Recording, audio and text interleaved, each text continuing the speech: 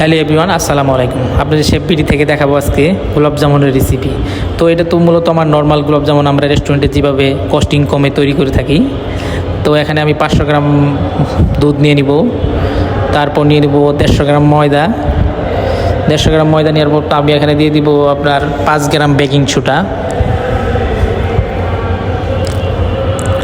মূলত এটা আমাদের রেস্টুরেন্টের নর্মাল রেসিপি, আমার কাছে আরেকটা ভালো রেসিপি আছে দিব। তখন আমি এখন আপনার 5-6 গ্রাম বেকিং সোডা দিয়ে দিছি, আর 6 গ্রাম দেবো বেকিং পাউডার।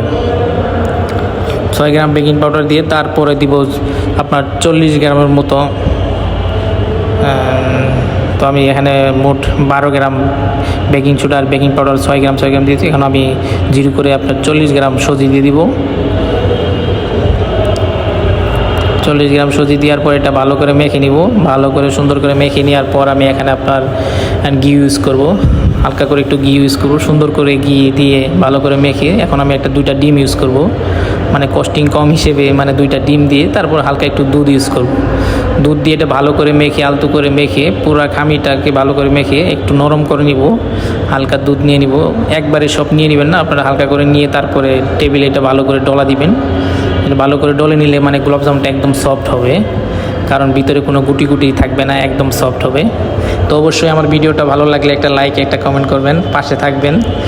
অবশ্যই ভালো কিছু দেওয়ার চেষ্টা করব যদি আপনাদের ভালো কিছু সাপোর্ট পাই। এখন আমি এটা ভালো করে আলতো করে গোল করে নিব, সবগুলো গোল করে নিব।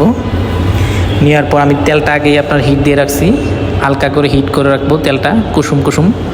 তো আমি এখন তেল ঢেলে দিছি। তো ঢেলে দেওয়ার পর আপনার গোলাপ জামুনগুলো উঠে গেলে তখন আপনার চুলার আঁচটা একটু বাড়িয়ে দিবেন।